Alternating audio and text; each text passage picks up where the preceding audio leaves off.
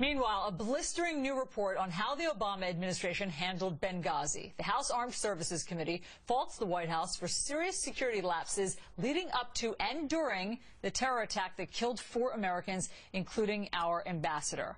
Republican Congressman Mac Thornberry is the vice chair of the Armed Services Committee. He joins us now. Congressman, thanks so much for being with us. Tell us the headlines of the report that you've put out. What did you conclude?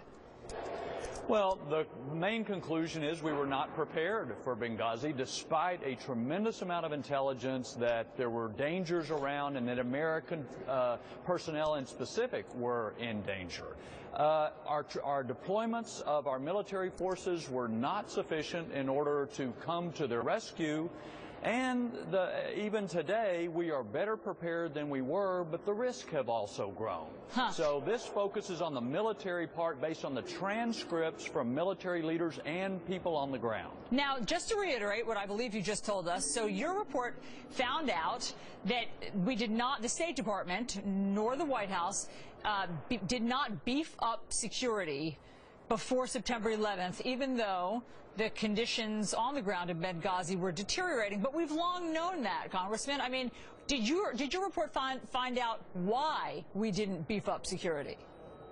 Well, we did go through, as I say, the specific testimony, and we have released the testimony of key military decision makers as well as folks who were on the ground, going through what they knew ahead of time and then comparing that to the intelligence community assessments. And part of the basic conclusion is the White House was saying we're going to be prepared, we are taking all reasonable action, and the fact is they didn't.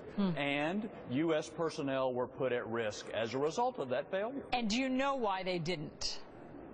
Well, here's what I believe. I believe that the administration gets trapped in some of their own political rhetoric. So they say the war on terrorism is nearly over, so it had to have been a video that caused this, not a terrorist attack. They say no troops on the ground in Libya.